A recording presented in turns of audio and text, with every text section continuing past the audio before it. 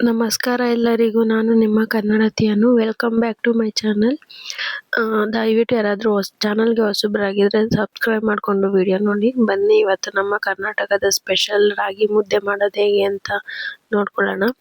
ಎಣ್ಣೆ ಬೆಣ್ಣೆ ತುಪ್ಪ ಏನು ಹಾಕ್ದಲೇ ಸೂಪರ್ ಸಾಫ್ಟಾಗಿ ಯಾವ ಥರ ಮುದ್ದೆ ಮಾಡ್ಬೋದು ಅಂತ ಹೇಳ್ಬಿಟ್ಟು ನೋಡ್ಕೊಳ್ಳೋಣ ಬನ್ನಿ. ಇಲ್ಲಿ ನಾನು ಯಾರಾದರೂ ಹೊಸ್ದಾಗಿ ಮುದ್ದೆ ಮಾಡೋದು ಕಲಿತಾ ಇದ್ರೆ ಅವರಿಗೆ ಈಸಿ ಮೆಥಡ್ ಹೇಳ್ಕೊಡ್ತಾ ಇದ್ದೀನಿ ಅಷ್ಟೇ. ನೀವು ಆಲ್ರೆಡಿ ಸೂಪರಾಗಿ ಮುದ್ದೆ ಮಾಡ್ತಾ ಇದ್ದೀರಂದರೆ ದಯವಿಟ್ಟು ಏನಾದರೂ ಇದ್ದಿದ್ರೆ ಬೇಜಾರು ಮಾಡ್ಕೋಬೇಡಿ. ಇಲ್ಲಿ ಒಂದು ಕಡಾಯಿ ಇಟ್ಕೊಂಡು 2 ಗ್ಲಾಸ್ ನೀರು ಹಾಕ್ಕೊಂಡಿದ್ದೀನಿ. ಅದಕ್ಕೆ ಸ್ವಲ್ಪ ಕಲ್ಲುಪ್ಪು ಆ್ಯಡ್ ಮಾಡ್ತಾ ಇದ್ದೀನಿ, ಯಾಕಂದರೆ ಮುದ್ದೆ ಗಂಟಾಗಬಾರ್ದು ಅಂತ ಹೇಳಿ.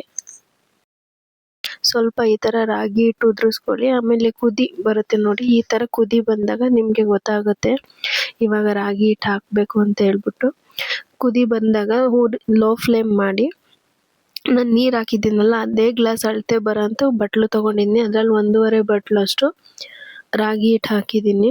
ರಾಗಿ ಹಿಟ್ಟು ಹಾಕಿದ್ಮೇಲೆ ಅದನ್ನು ಹಾಗೆ ಮುಚ್ಚಿಬಿಟ್ಟು ಒಂದು ಪ್ಲೇಟ್ ಮುಚ್ಚಿ 5 ನಿಮಿಷ ಬೇಯಕ್ಕಿಟ್ಟಿದ್ರೆ ಹಬೆನಲ್ಲಿ ಚೆನ್ನಾಗಿ ಬೆಂದ್ಕೊಳ್ಳುತ್ತೆ.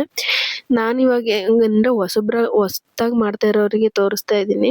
ಅವರಿಗೆ ಮುದ್ದೆ ಗಂಟಾಗುತ್ತೆ, ನಮ್ಗೆ ಆ ಥರ ಇಟ್ಟಾಗ ತಿರ್ವಕ್ಕೆ ಬರಲ್ಲ ಅಂತಂದರೆ ಈ ಥರ ರಾಗಿ ಹಿಟ್ಟು ಹಾಕಿದ ತಕ್ಷಣವೇ ಒಂದು ಅನ್ನದ ಕೈ ತೊಗೊಂಡು ಅದರಲ್ಲಿ ಈ ಥರ ಸಾಫ್ಟಾಗಿ ಬರೋ ತನಕ ನೀವು ಈ ಥರ ನಾನು ಮಾಡ್ತಾ ಇದ್ದೀನಲ್ಲ ಅದೇ ಥರ ನಾದ್ಕೊಳ್ಳಿ. ನಾದ್ಬಿಟ್ಟು ನಿಮ್ಗೆ ಇವಾಗ ಏನಾದರೂ ನೀರು ಕಮ್ಮಿ ಆಯಿತು ಅಂತ ಅನಿಸಿದರೆ, ಇಲ್ಲ ರಾಗಿ ಹಿಟ್ಟು ಕಮ್ಮಿ ಆಯಿತು ಅಂತ ಅನಿಸಿದರೆ ಹಿಟ್ಟು ಹಾಕ್ಕೊಳ್ಳಿ. ನೀರು ಕಮ್ಮಿ ಆಯಿತು ಅಂದರೆ ಸ್ವಲ್ಪ ನೀರು ಬೇಕಂದ್ರೆ ತುಂಬ ಗಟ್ಟಿ ಆದರೆ ನೀರು ಹಾಕ್ಬಿಟ್ಟು, ನೀರಂದರೆ ತುಂಬ ಹಾಕಕ್ಕೆ ಹೋಗ್ಬೇಡಿ, ಒಂದು 2-3 ಸ್ಪೂನಷ್ಟು ಸುಮ್ಮನೆ ಹಾಕ್ಬಿಟ್ಟು ಅದನ್ನು ಲೋ ಫ್ಲೇಮಲ್ಲಿ ಬೇಯಕ್ಕಿಡಿ ಮುಚ್ಚಿಬಿಟ್ಟು. ಇಲ್ಲ ಅಂತಂದರೆ ಮುದ್ದೆ ಹಸಿ ಆದರೆ ಆಮೇಲೆ ಹೊಟ್ಟೆ ಕೆಟ್ಟೋಗ್ಬಿಡುತ್ತೆ. ನೋಡಿ ನನಗೆ ಸ್ವಲ್ಪ ನೀರು ಕಮ್ಮಿ ಆಯಿತು ಅಂತ ಅನ್ನಿಸ್ತು, ಅದಕ್ಕೆ ನಾನು ಹಾಕ್ಬಿಟ್ಟು ಪ್ಲೇಟ್ ಮುಚ್ಚಿ 5 ನಿಮಿಷ ಲೋ ಫ್ಲೇಮಲ್ಲಿ ಇಡ್ತಾ ಇದ್ದೀನಿ.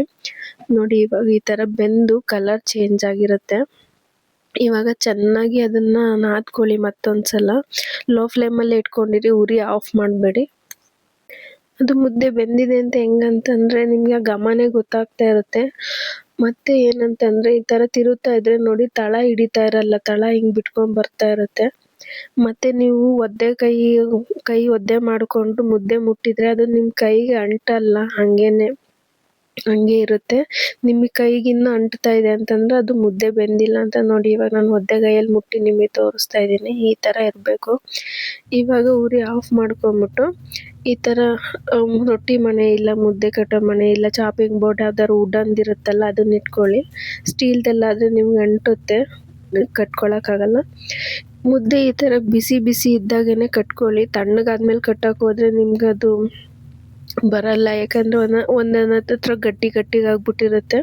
ಈ ಥರ ಬಿಸಿ ಇದ್ದಾಗ ಒಂದು ಬಟ್ಲಲ್ಲಿ ನೀರು ಇಟ್ಕೊಂಬಿಟ್ಟು ಆ ನೀರಲ್ಲಿ ಕೈ ಹತ್ಕೊಂಡು ಈ ಥರ ಕಟ್ಟಿ ಮುದ್ದೆನ ಡೈರೆಕ್ಟ್ ತೆಗೆದು ಹಾಕಿದಾಗ ಈ ಥರ ಸ್ವಲ್ಪ ಪ್ರೆಸ್ ಮಾಡಿಬಿಟ್ಟು ಈ ಥರ ಕಟ್ಟಿ ಉಂಡೆ ಮಾಡಿ.